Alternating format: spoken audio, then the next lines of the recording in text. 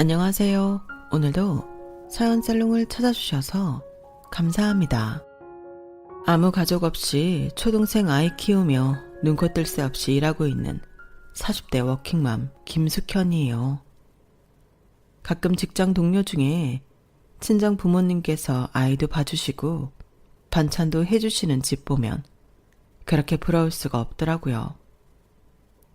내게도 그런 친정이 있었다면 우리 아이가 더 잘 먹고 더 애교 부리며 밝게 잘 자랄 수 있지 않았을까 하는 마음도 들면서 말이죠.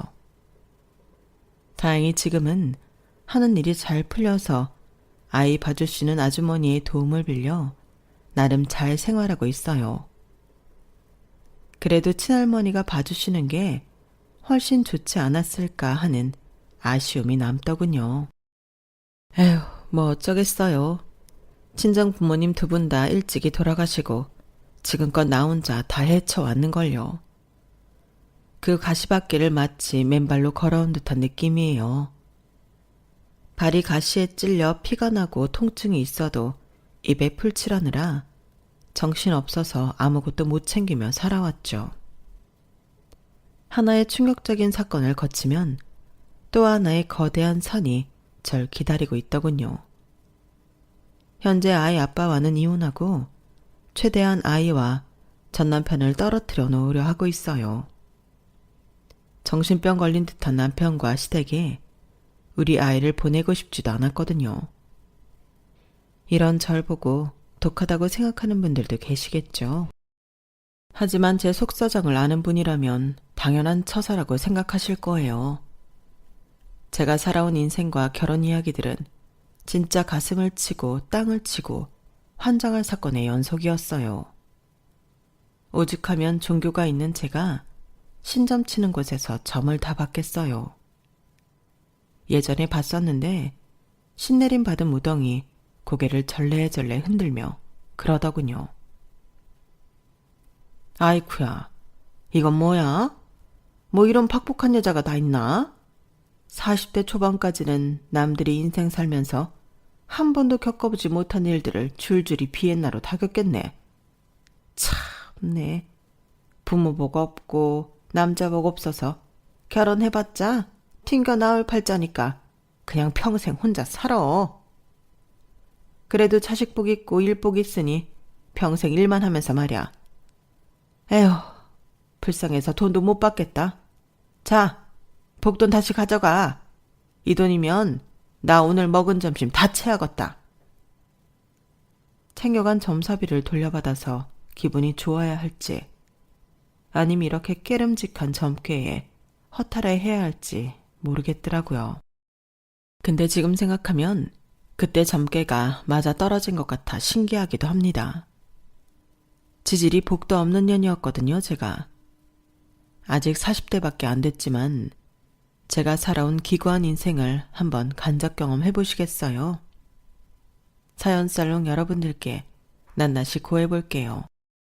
억울한 제 사연 들으시고 제 마음을 좀 헤아려주시면 힐링이 될 것 같아서요. 그럼 지금부터 시작할게요. 자식 많고 다복한 가정을 꿈꾸셨던 저희 엄마는 불행히도 몸이 약해 외동딸인 저만 낳고 자궁을 드러내셨다고 해요. 엄마가 어린 나이에 절 낳으셨기에 20대 중반에 자궁을 드러내야 했던 엄마의 심정이 잘 헤아려지지도 않네요. 건강은 자기 마음대로 안 되는 거잖아요.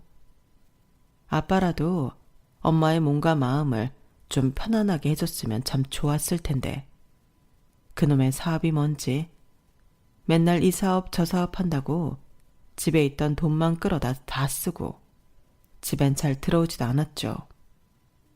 그러다가 큰 규모로 벌였던 아빠의 사업이 아주 크게 자빠지고 말았어요. 안 그래도 몸과 마음이 약한 스타일이었던 엄마는 그 일 이후로 집안을 거의 기어다니셨어요. 일어날 힘조차 없었던 거죠. 그날도 빚쟁이들이 찾아와 우리 집 문을 쾅쾅 큰 소리로 두드렸어요. 갖은 욕설과 협박을 하면서 말이죠. 에이, 이 거지 같은 년놈들. 니네 집안에 숨어있는 거 다 알아. 돈이 없으면 몸으로라도 때워야 할 거 아니야. 신체 포기각서 썼던 거 기억 안 나? 지금 당장 이 문 안 열면 우리가 다 부셔버릴 거야. 초등학생이었던 저와 엄마는 덜덜 떨며 집안에 쥐죽은 듯이 있을 수밖에 없었어요. 그때의 공포가 생생히 기억나네요. 그런데 더 무서운 일이 벌어졌어요. 엄마가 갑자기 심장을 부여잡고 뒤로 쓰러지신 거예요. 엄마 왜 이래? 누가 우리 엄마 좀 살려주세요. 엄마! 전 급한 마음에 그 사채업자들에게라도 도움을 청하려 문을 열어줬어요. 그러나 그 사람 같지도 않은 아저씨들은 전혀 도움이 되지 않더군요. 뭐야? 지금 자빠져서 쇼하는 거야? 쓰러진 척하면 내가 갚을 돈이라도 깎아줄까봐? 어림도 없지. 이자까지 다 받아낼 거라고. 남의 돈 함부로 쓰고 쌩 쇼나 하고 자빠져 있고 니네 아빠는 어디 갔어? 이거 다 니네 아빠 때문에 벌어진 일이다. 알지? 전 그들에게 도움을 받는 걸 포기하고는 얼른 119에 전화를 걸었어요. TV에서 본 것처럼 엄마 가슴을 쿵쿵 내리치며 심폐소생술도 해보면서 말이죠. 그렇게 병원으로 갔지만 엄마는 깨어나지 못하고 떠나버렸어요. 아빠의 행방은 오리무중이었으니 먼 친척 삼촌의 도움을 받아 엄마의 장례를 치러드렸죠. 정확히 말하면 화장하는 비용 정도만 대주셨어요. 장례식까지는 우리 형편의 사치였기 때문이에요. 그게 지금까지도 제 마음속에 한으로 남아있어요. 우리 엄마 마지막 가는 길도 제대로 못 챙겨드렸다는 게 평생 천추의 한이네요. 그 후로도 아빠는 집에 돌아오지 못했어요. 아마 빚쟁이들이 진을 치고 있어서 더 그랬겠죠. 몇 개월 뒤에나 아빠가 집에 들어왔고 엄마를 찾더군요. 여보, 나왔어. 숙현 엄마, 어딨어? 전 원망 섞인 눈으로 아빠를 보며 말했어요. 지금 와서 엄마를 왜 찾아? 엄마 죽었어. 이게 다 아빠 때문이야.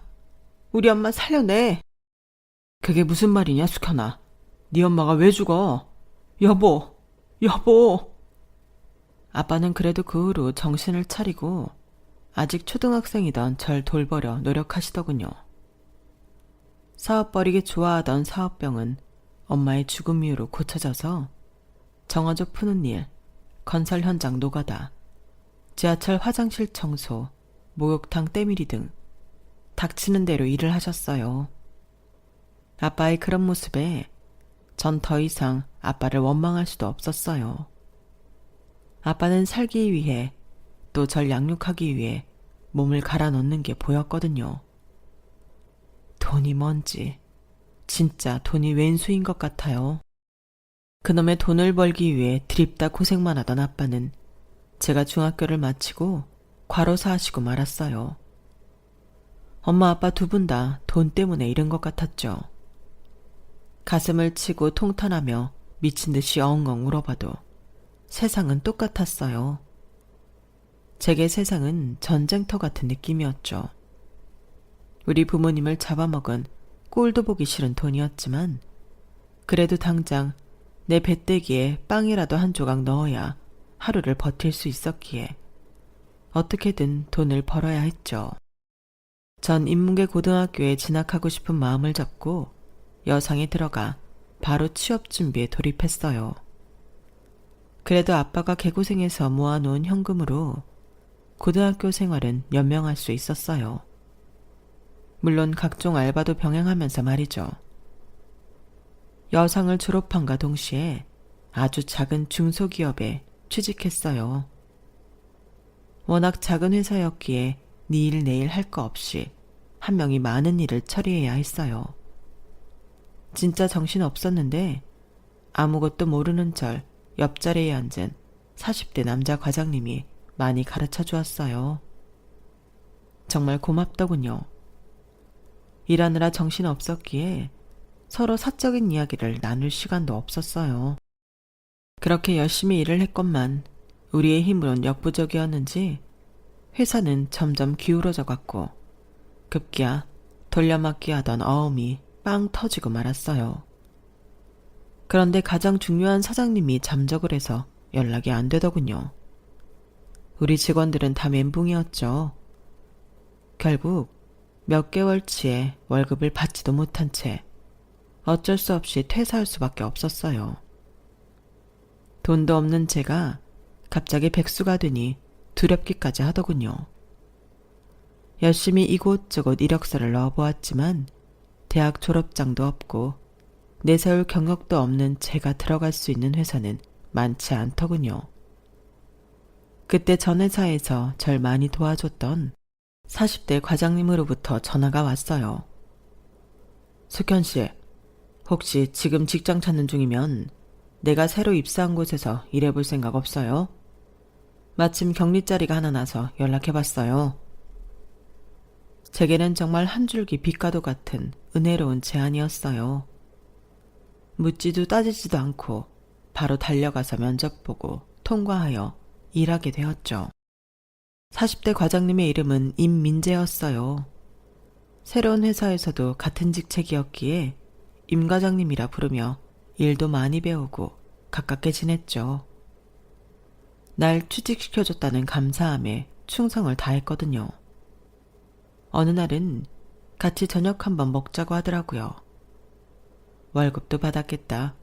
제가 밥을 사야겠다는 마음을 먹고 나갔죠.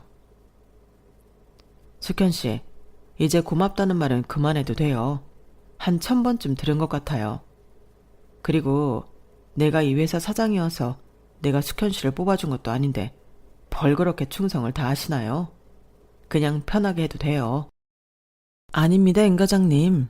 가족도 없이 홀로 지내며 제가 생활할 돈은 스스로 벌어야 하는 입장인데 갑자기 백수가 돼버리니 앞이 깜깜했거든요. 좋은 직장 연결해 주셔서 진짜 감사드려요. 오늘 밥이든 커피든 술이든 다 제가 살게요. 월급도 받았으니까 말이죠. 그리고 앞으로 뭐 부탁하실 일 있으시면 다 말씀하세요. 제가 최대한 노력해 볼게요. 숙현 씨 참 재밌는 분이네요. 아무렴 제가 숙현 씨보다 돈이 조금이라도 많지 않겠어요? 오늘은 제가 다 살 테니 마음 놓고 드세요. 그런데 부탁할 일 있으면 다 말하라고요? 진짜 말해도 돼요?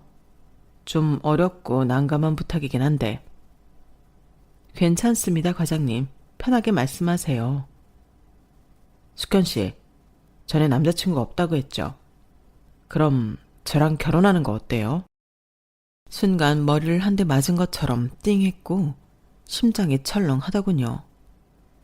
영국 신사처럼 정말 젠틀하고 바르게 생긴 훤칠한 남자가 나보고 결혼하자니 그 말을 듣는 순간부터 임민재 이 남자가 진짜 이성으로 느껴졌어요. 20대 수처녀의 가슴에 불을 지핀 거죠.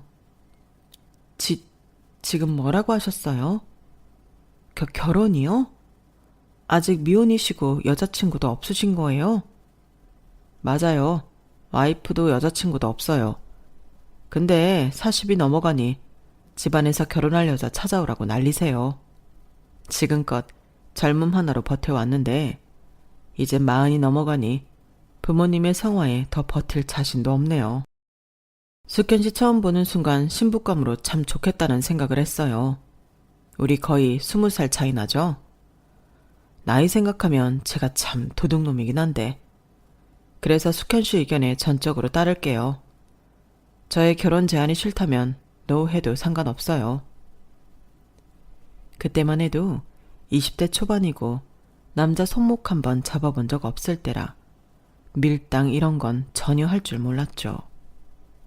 가족도 없이 홀로 지내온 지 오래라서 사람이 그립고 무진장 외로웠거든요. 비록 나이는 많았지만 훤칠한 젠틀남이 나보고 결혼하자고 하니 당장이라도 그의 따뜻한 품에 안기고 싶더군요. 전 좋아요. 결혼하면 평생 함께할 가족이 생기는 거잖아요. 저도 가족을 갖고 싶어요. 아주 솔직하게 제 심정을 말했어요.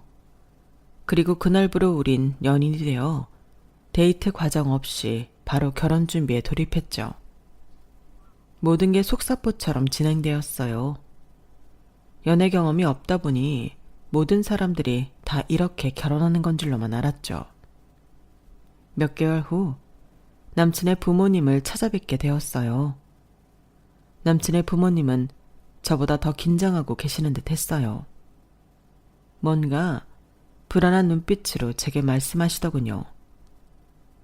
아가씨한테 참 고맙고 미안해요. 민재 명의로 된 17평 아파트가 우리 가족 전 재산이에요.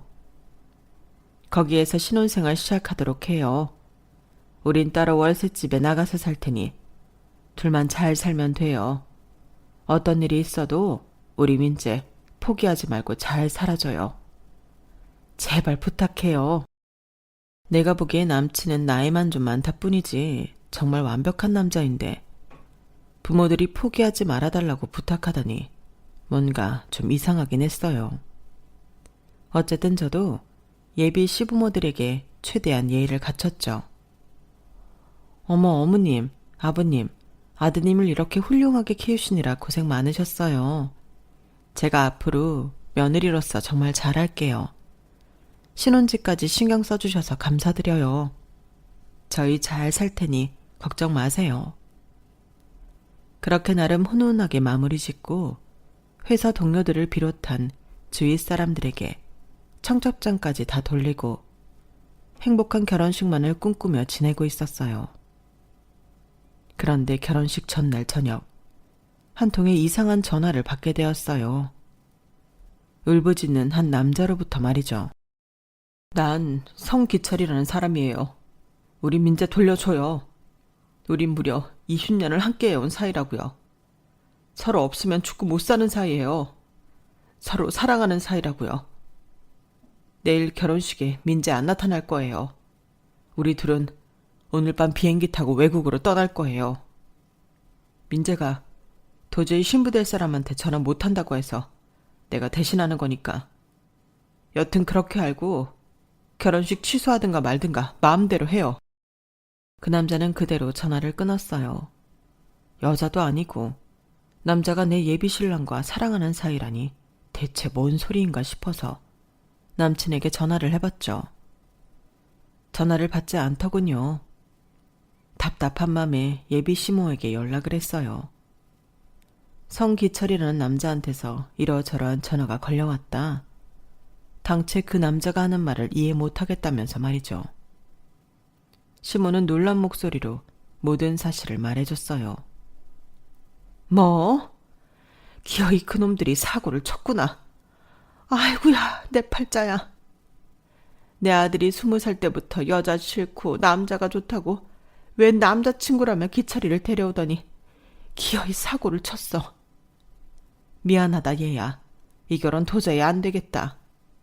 그냥 아들 하나 없는 셈 치고 자기들끼리 잘 살으라고 하는 수밖에. 네 인생 망쳐서 정말 미안하다. 미안해. 예비 시모의 전화를 끊고도 한참을 멍하니 있었어요. 남자를 좋아하는 남자라니. 이성애자인 저로서는 이해할 수 없었지만 어쨌든 나와의 결혼이 싫다는 사람하고 결혼식을 할 순 없었죠. 그때부터 불이 나게 청첩장을 돌린 사람들에게 전화하여 결혼식을 취소하기에 이르렀어요. 수십 통의 전화를 하면서 눈물 콧물이 주룩주룩 나더군요. 똥을 밟아도 제대로 밟은 거죠. 임민재 이 사람은 진짜 자기 오래된 연인과 해외로 떠나버린 건지 회사에도 무단결근하여 결국 퇴사 처리되었어요. 오히려 눈앞에 안 보이니 미워할 필요도 없었죠.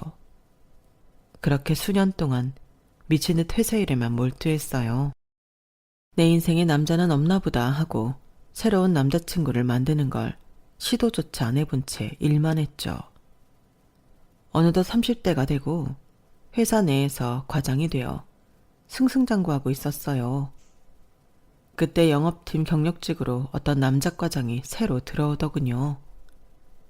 자기소개를 할 때 책임감이란 단어를 한 10번 이상 말한 것 같아요. 책임감 투철한 남자 박성춘이라면서 말이죠. 본인 업무에도 엄청난 책임감이 있어서 그랬는지 저와 일적으로 나를 세우던 날도 많았어요. 싸우다 정들었다는 말이 맞는 것 같아요. 일 때문에 다른 팀 팀장으로 있던 저와 하도 많이 다투다 보니 싸우는 것도 힘들어 화해의 술자리를 갖게 되었어요. 박 과장님이 먼저 미안하단 말 해야 하는 거 아니에요?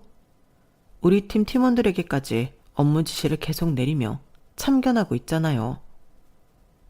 아니, 김숙현 과장님, 무슨 말씀을 그렇게 하세요? 저 책임감 빼면 시체인 거 모르십니까? 제 업무와 관련이 있으니 책임감을 갖고 다른 직원들에게도 업무 지시를 내리는 거 아니겠어요? 회사의 일이란 게 다 같이 둥글게 돌아가는 거지 네 일 내 일이 어딨습니까? 화해의 술자리에서도 끝까지 티격태격 하다 보니 둘 다 술을 엄청나게 마시게 됐어요. 둘 다 나이도 30대로 비슷하고 피차 자존심이 센지라 술 마시는 걸로도 지고 싶지 않았거든요. 술 많이 마시는 걸로 자존심 세우는 게 세상 제일 어리석은 짓인데 말이죠. 여튼 2차, 3차까지 술 마시고 노래방까지 가다 보니 둘 다 필름이 끊겨버렸죠.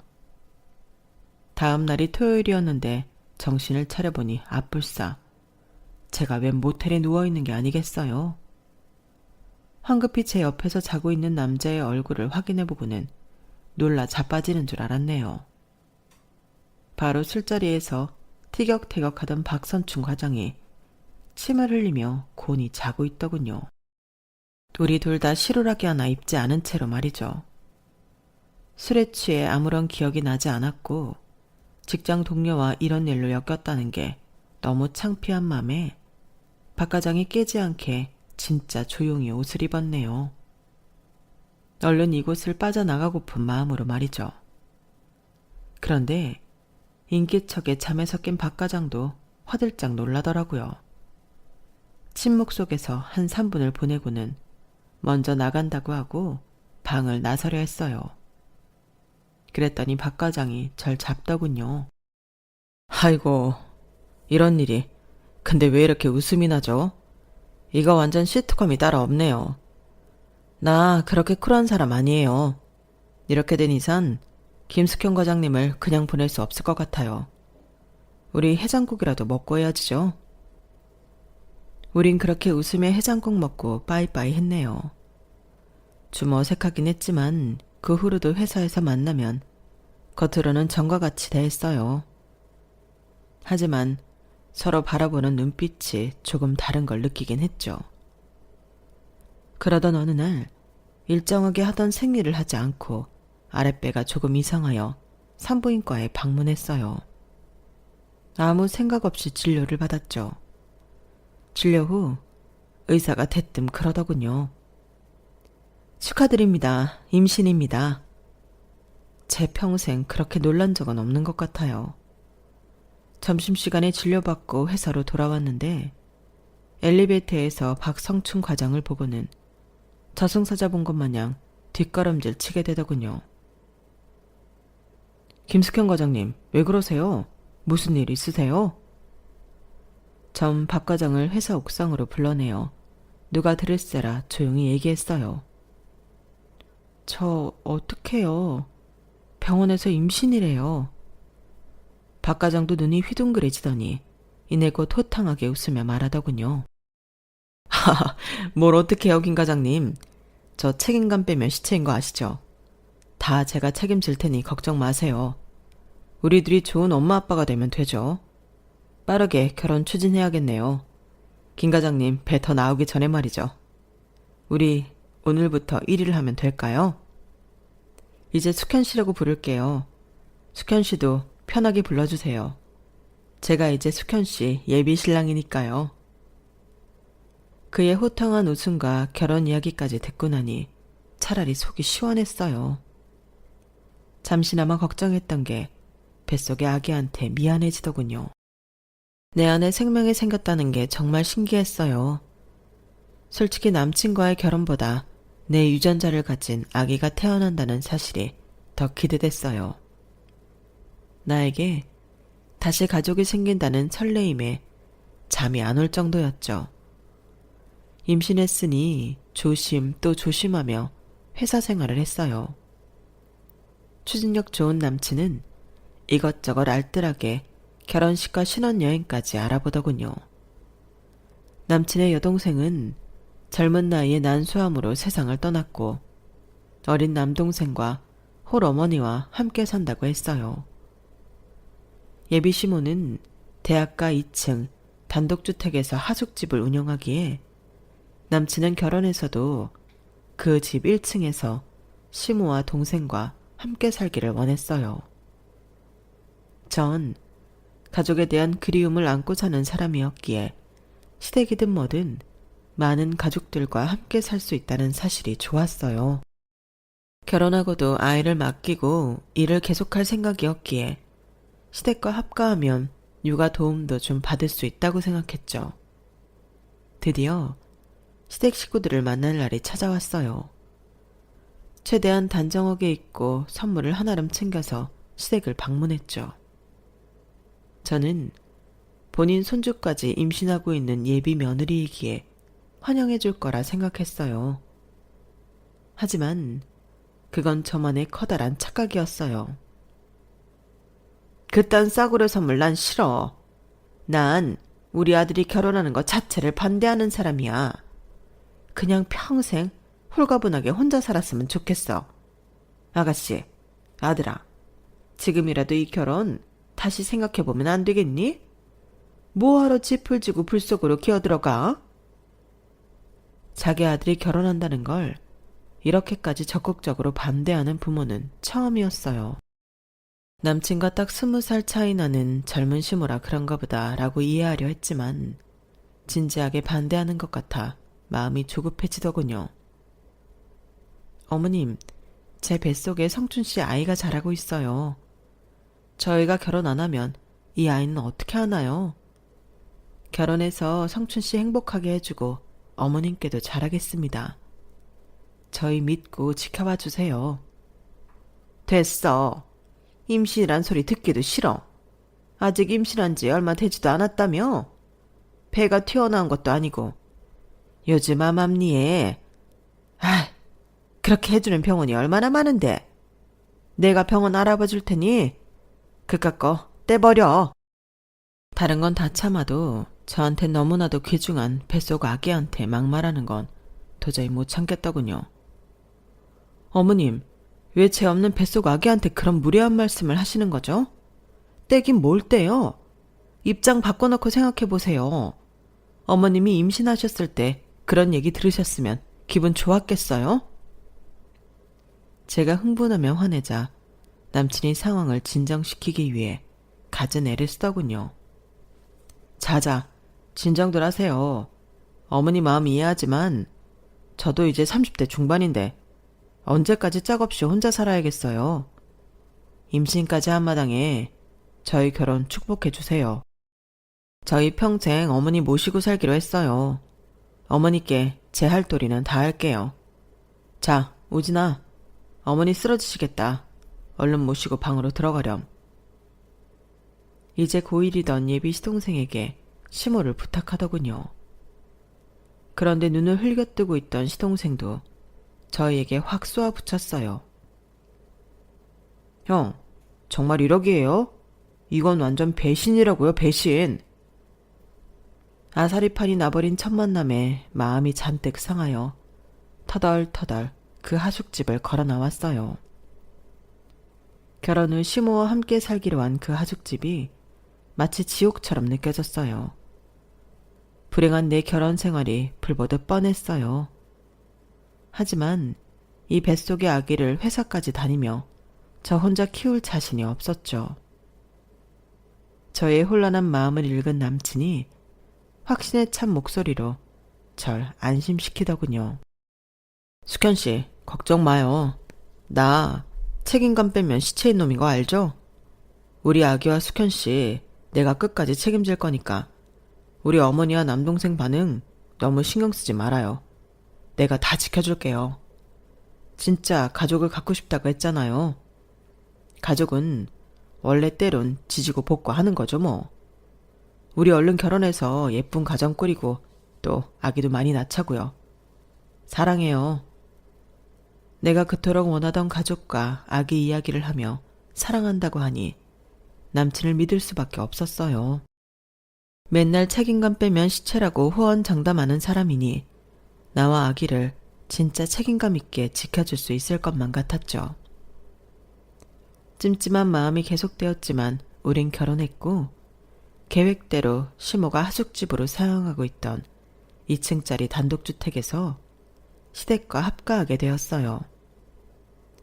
그렇게 지옥살이가 시작되었죠. 하필 만삭이 되어 신혼생활을 시작하자마자 시모가 교통사고로 골반뼈가 완전히 으스러져 집안에 누워있을 수밖에 없게 됐어요. 남편은 곤란한 표정으로 제게 부탁하더군요. 미안해 여보. 어차피 이제 아기 낳을 때가 멀지 않았으니 육아휴직 내고 집에서 우리 어머니 병수발 좀 들어드리면 안 될까? 신혼인데 정말 미안해. 이제 한 집에 살게 되었고 고등학생인 시동생은 학교 학원 때문에 바쁜 것 같아서 내키진 않았지만 그냥 알았다고 했어요. 신혼이고 만삭에 시모 기저귀까지 갈아야 하는 신세가 되고 말았죠. 그런데 시모나 시동생이나 고마워하는 기색이 전혀 없더군요. 냄새나는 기저귀 갈면서도 어이가 없었어요. 오히려 구박당하기 일쑤였거든요. 야, 힐끗 보니 방에 한 방울 묻었잖냐? 너 이런 것도 제대로 못해서 사회생활은 어떻게 하니? 조실부모하고 가난해서 대학도 못 나왔다며? 멍청한 년.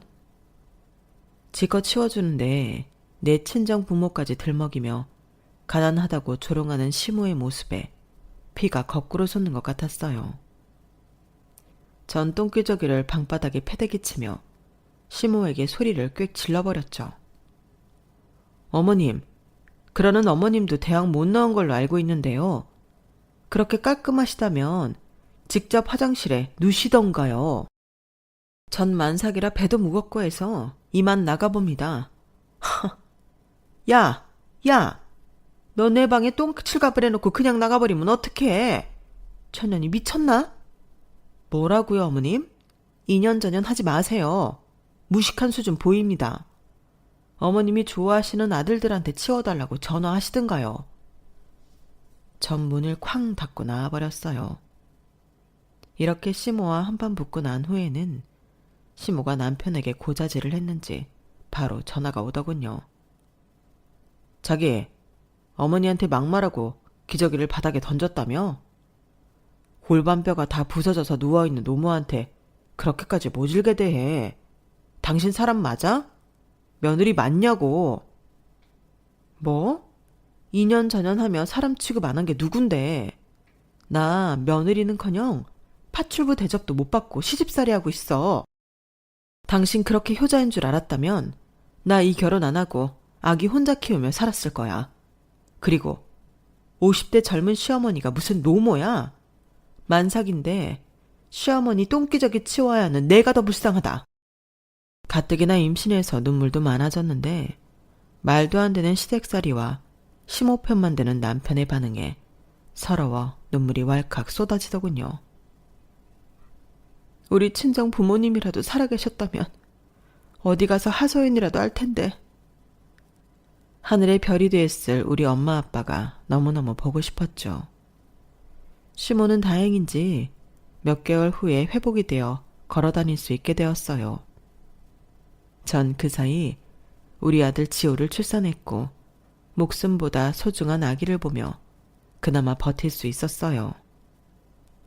시동생 또한 저와 갓 태어난 우리 아기를 못 잡아먹어서 안달이었어요.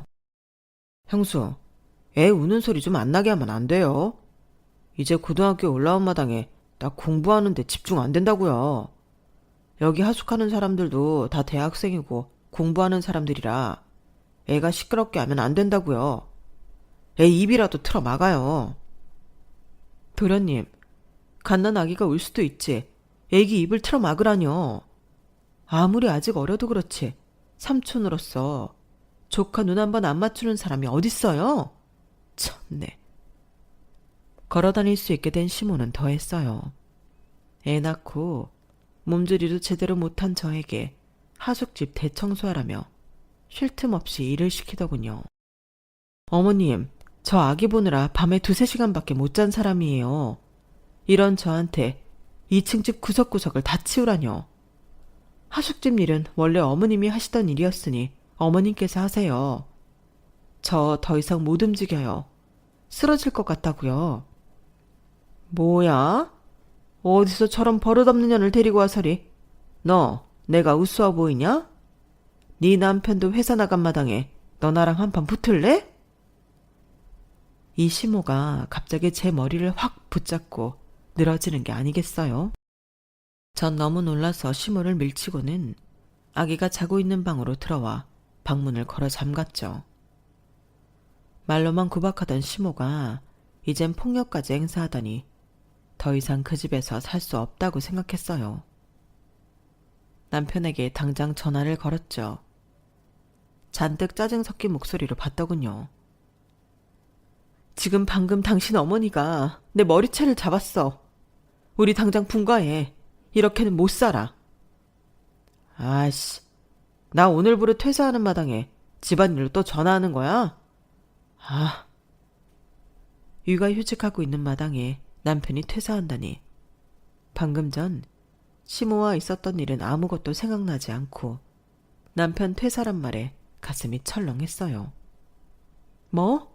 퇴사? 왜 갑자기 퇴사야? 회사에서 잘렸어? 잘리긴 이 박성춘이가 잘릴 사람이야? 나 사업하려고 꽤 오랜 시간 나 혼자 준비해온 거야. 걱정 마. 책임감 하나로 밀어붙일 테니. 우리 식구들 돈방석에 안게 해줄게. 조금만 기다려. 친정아빠가 사업병에 걸려 맨날 사업한다고 집안 살림 다 말아먹고 우리 엄마까지 죽게 한 게 생각나 사지가 떨리더군요. 자기야, 지호 아빠 잘 다니던 회사를 왜 때려치고 그래. 얼른 가서 다시 다닌다고 해. 제발 사업 같은 거 하지 말라고. 하지만 추진력 강한 남편은 제 말 따위는 귓등으로 안 들었어요. 사업한다고 집안에 들어앉아 애도 안 보고 매일 여기저기 전화를 하더군요.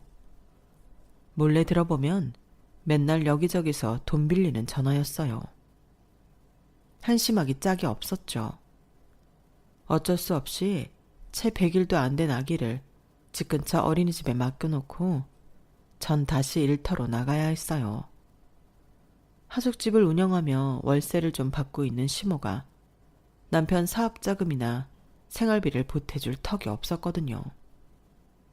심지어 친할머니로서 우리 지호에 대한 애정도 없어 보여서 아기를 맡길 수 없는 노릇이었죠. 그런 시모가 아주 끔찍이 챙기는 날은 바로 남편의 죽은 여동생의 제삿날이었어요. 20대에 난소암으로 사망했다는 시누이가 불쌍하게 느껴져 저도 최대한 신경 쓰려 했어요. 하지만 저의 정성을 담은 제사상도 시모의 기대엔 못 미쳤나 보더라고요. 야, 너 내 딸 제사상을 고작 이렇게밖에 못 차리냐? 내가 누누이 설명해 줬잖냐. 멍청한 년 같으니라고. 다시 차려. 시모는 급기야 제사상을 뒤집어 엎어버리더군요. 회사 다니며 애까지 보느라 기진맥진한 채로 차린상을 엎어버리다니 너무 화가 났어요. 어머님, 진짜 너무하신 거 아니에요? 저 더 이상은 못 차리니까 어머님께서 차리든지 말든지 마음대로 하세요. 아기 방에 들어와 문을 잠가버리고 서럽게 울었어요. 밖에서는 남편과 시모, 시동생이 저보고 예의 없다며 제 탓을 하더군요. 그 3명이 한 팀 같았고 제 편을 들어주는 사람은 우리 아기밖에 없는 것 같이 느껴졌어요. 너무 서러워서 아기를 붙잡고 꺼이꺼이 울었네요. 이미 죽은 사람의 상을 몇 시간에 걸쳐 정성 들여 차려줬으면 됐지. 뭘 더 어떻게 하라는 건지 알 수가 없었죠. 죽은 신우이에 대한 가족들의 사랑이 얼마나 지극하던지 집안 곳곳엔 신우이의 사진으로 도배가 되어 있었어요. 우리 결혼 사진이나 아기 사진은 단 한 장도 붙어 있지 않았죠. 하루하루를 도장 깨게 하는 마음으로 우리 지호만을 위해 열심히 살아가고 있던 어느 날, 저에게 한 통의 전화가 걸려왔어요. 남편이 어릴 적부터 친하게 지내던 의사 친구라며 늘 자랑하던 친구였죠. 숙현 씨, 성춘이가 사업한다고 돈을 잔뜩 빌려가더니 이자도 안 갚고 저러고 있네요. 내 돈뿐만 아니라 내 주위 아는 사람들 돈까지 싹 다 뜯어갔어요. 이놈을 어떡하죠? 아, 정말 죄송해요, 민수 씨. 저도 지호 아빠가 사업한다고 갑자기 퇴사하는 바람에 제가 벌어서 아기랑 생활하느라 너무 힘드네요. 정말 죄송합니다. 제가 시어머님께라도 한번 말씀드려 볼까요? 아, 아직도 속고 있어요. 성춘이 그놈 저랑 고아원 동기예요. 그놈이나 저나 가족 없긴 마찬가지라고요. 멀쩡히 살아있는 시모와 시동생이 있는데 내 남편 보고 갑자기 고아라니. 정신과 의사라는 남편 친구가 미쳐버렸나 라는 생각을 잠시 했죠. 그게 무슨 말이에요, 민수 씨?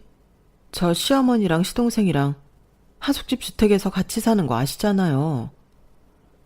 아, 당신 인생이 불쌍해서 다 풀어버릴게요.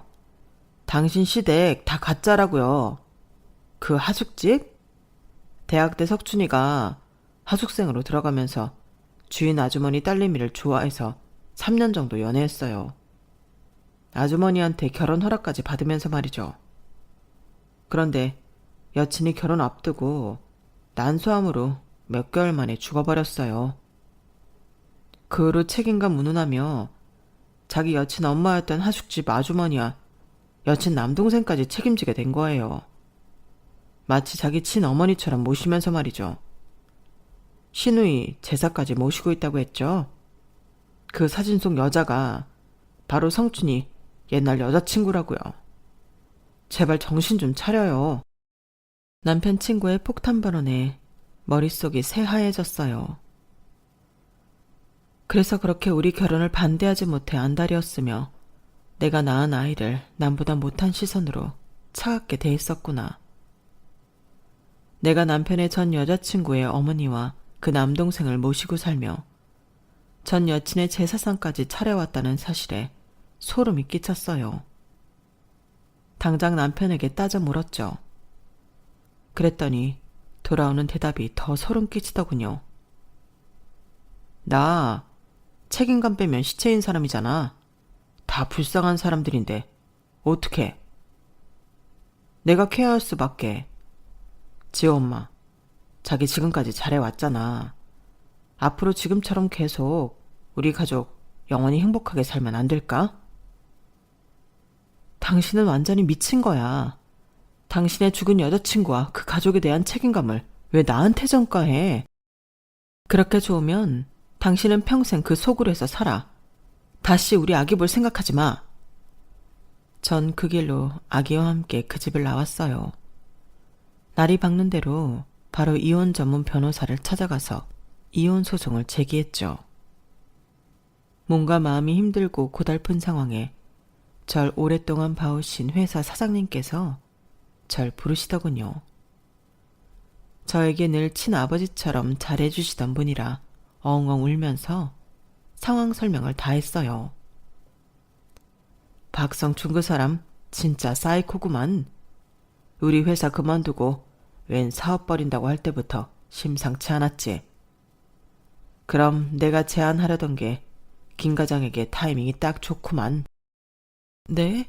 무슨 제안을 하시려는 건가요? 나 암이래. 죽음 앞에서 회사고 뭐고 뭔 필요가 있겠어. 이제 내가 아끼는 사람들한테 회사 싹 다 물려주고 난 공기 좋은 곳에 가서 말년을 보내려고.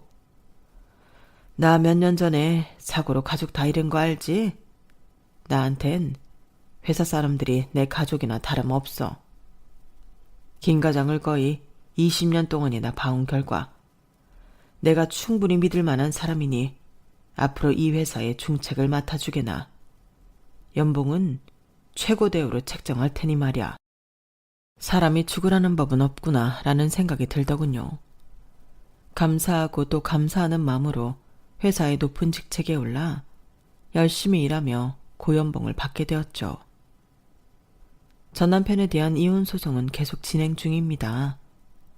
제가 시댁 소굴에서 고생한 거 생각하면 아직도 분이 풀리지 않아서 자다가도 벌떡 깨요. 전 남편이 현재 돈이 있건 없건 내가 고생한 대가 다 뜯어낼 거예요. 우리 지호도 최대한 남편 안 보여줄 거고요. 남편이 제정신이 아니라고 생각하기 때문이에요. 하긴 사업한다고 정신 팔려서 아기 찾지도 않는 매정한 사람이네요. 현명한 여러분께서는 제발 저처럼 바보 같은 선택은 안 하셨으면 좋겠습니다. 한 번의 잘못된 선택으로 나락으로 떨어질 수도 있으니까요. 결혼은 일륜지대사라는 옛말, 틀린 거 하나 없는 것 같아요. 결혼을 앞두고 있는 분들이나 며느리, 사위 드리려는 분들은 두 눈 크게 뜨고 좋은 사람인지 아닌지 찬찬히 뜯어보세요. 괜히 큰 소리 땅땅 치는 사람 치고 괜찮은 사람 못 봤습니다. 엑스레이 찍듯이 속을 다 들여다보시고 잘 판단하시길 바랄게요. 제 이야기는 여기까지입니다. 제가 잘 살아갈 수 있도록 용기를 주세요. 그럼 다들 행복하세요. 여러분께서 늘 행복하게 사셨으면 좋겠네요. 저도 우리 지호와 앞으로 꽃길만을 걷길 바라봅니다. 모두들 건강하세요. 여러분, 사연 댓글에 응원과 현명한 조언 부탁드려요. 좋아요와 구독은 저에게 큰 힘이 됩니다. 오늘도 좋은 일 가득하세요.